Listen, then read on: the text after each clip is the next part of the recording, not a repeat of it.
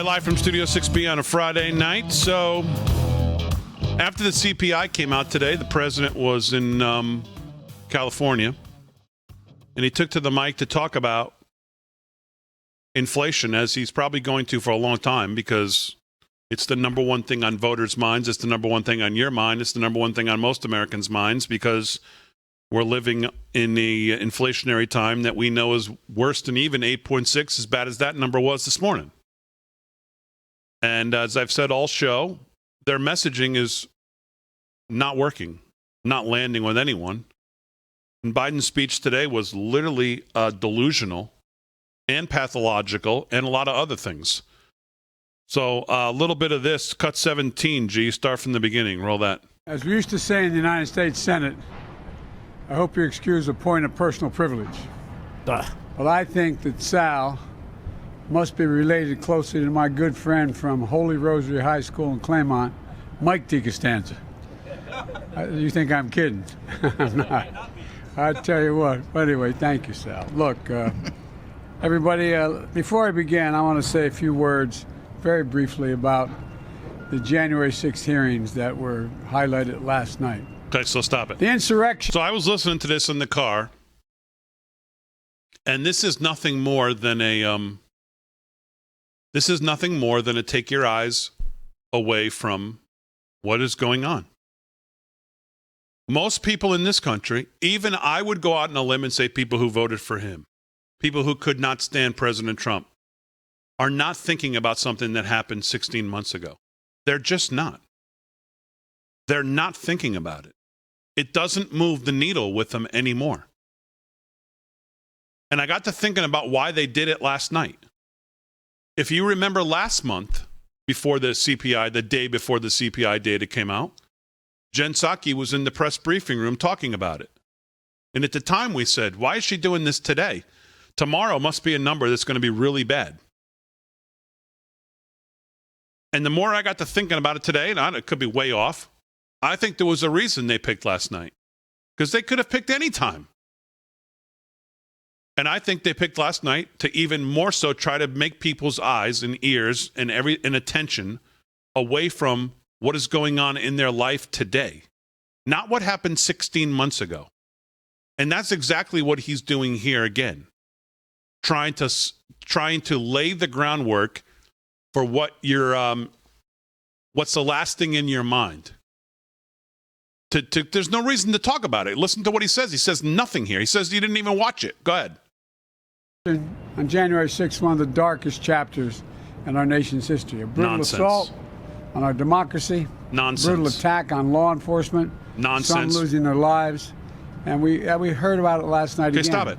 There's one person who lost their life. They continue to lie about police officers dying that day. There were none. There was one person who died, and her name was Ashley Babbitt. There was no law enforcement who died because of what was going on January 6th. They continue to tell this lie over and over and over again, and it's not true. Go ahead.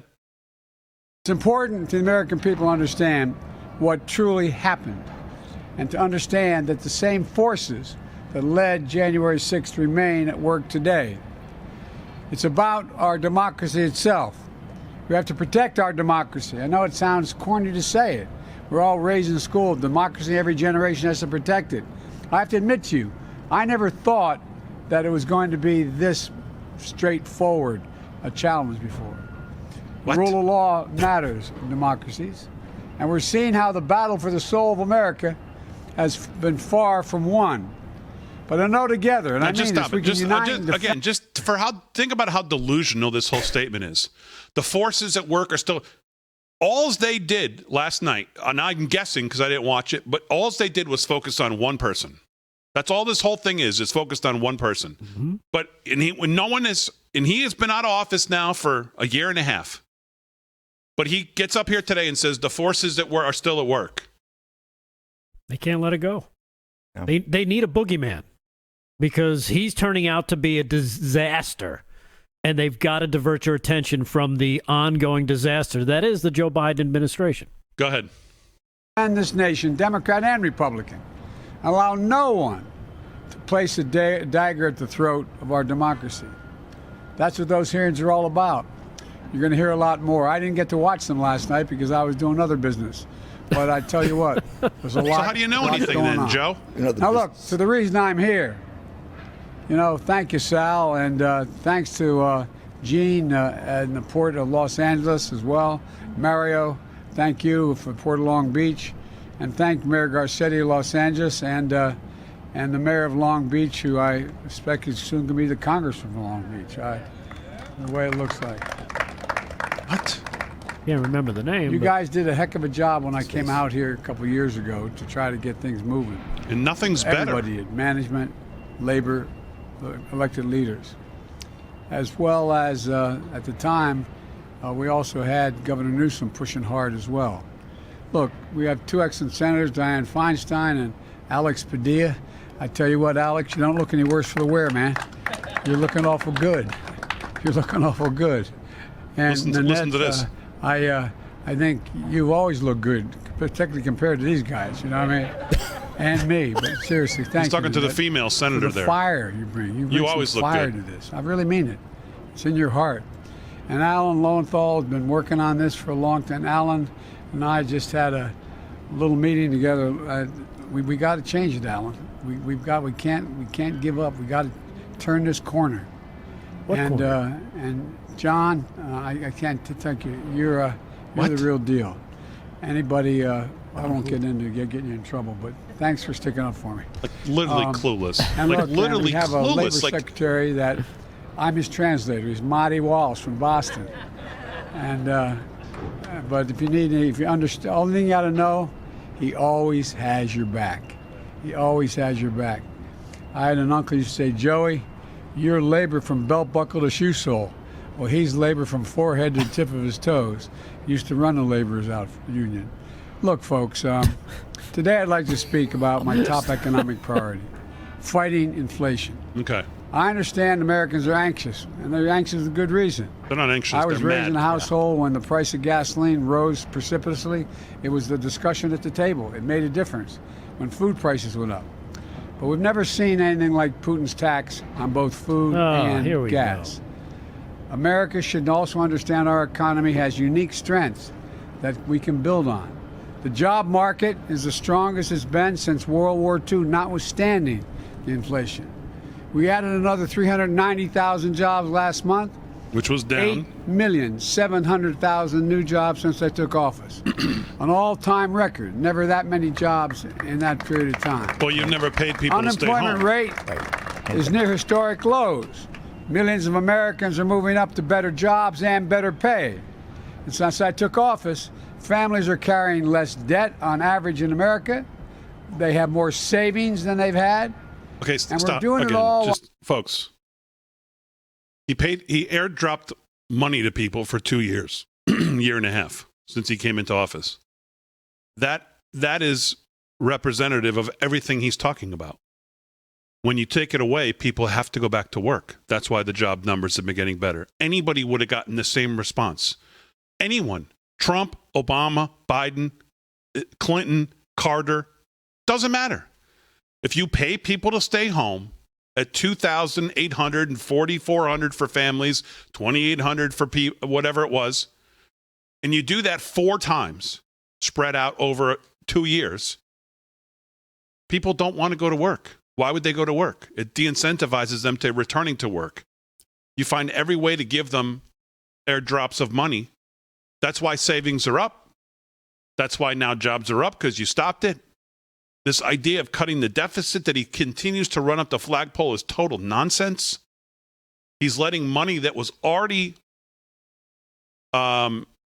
authorized in the Trump administration just run out. He's not reducing anything. Do you think that they're cutting spending? Does that even sound reasonable? It's the same arguments every time he gives this speech. And none of it is believable. It's all just like made up fantasy from some speechwriter who throws it on the teleprompter. Go ahead. Cutting the federal deficit by $1.7 trillion this year. and $320 billion last. If I hear one of my MAGA friends once again talk about debt and deficits, I'm going to be good. What are you going to do? Go ahead, Joe. Define the difference between a debt and a that's deficit. Another story. But look, this is the largest decline in American history. Because of the progress, America can tackle inflation from a position of strength unlike any other country in the world, because every country in the world is getting a big bite and piece of this inflation, worse than we are in the vast majority of countries around the world. But make no mistake about it. I understand inflation is a real challenge to American families. Today's inflation report confirmed what Americans already know. Putin's price hike is hitting America hard. Gas prices at the pump, energy and food prices account for half of the monthly price increases since May. Inflation outside of energy and food. Okay, just hold it. Again, it counts for it given the way they factor CPI. Anybody who's renting, who has rent, ask them if they think the CPI numbers are correct. And if food is energy, ask them if they think rent only represents 5.3%. Anyone who's had rent for more than 2 years. Most places, the rent's gone up way more than 4 to 5%. Somebody going to get a mortgage. Somebody who's had an adjustable rate. Somebody who has adjustable rate on their credit cards. Ask them if you think that those numbers add up to what they're seeing in their life. Go ahead. Economists call core inflation moderated the last 2 months. Not enough, but it moderated. It's come down. We need it to come down much more quickly. My administration is going to continue everything we can to lower the prices to the American people, and the Congress has to act, and they have been of late. One of the key ways to fight inflation is by lowering the cost of moving goods through the supply chain. When I first started talking about the supply chain, when I came here well over a year ago, the American people understandably wondered, supply chain, well, I mean, that's not a usual part of their jargon every day. But they understand it fully now. They understand it. If you can't get the material needed to build a product, doesn't understand it. You're building, whether it's an automobile or whatever it is, it makes it difficult to be able to move. And that's called the supply chain. That's why I've been focused on ports. Thanks, Joe. Last fall, terrible definition. Ports around the world were congested due to disruptions caused by the pandemic. So we brought together port operators, shipping companies, and labor, and to ease the bottlenecks. And as a result, over the holidays last, 97% of all the packages were delivered on time and on shelves when you went Christmas shopping. Remember, we weren't going to have anything on those shelves. You all did it. No, not a joke. You did it. On time with minimal delays. Delivery times are actually quicker than they were before the pandemic. And today, there are about 40% fewer containers clogging the docks for long periods of time than there were last November. This May was the strongest month in the Port of Los Angeles' history. The strongest month in its history.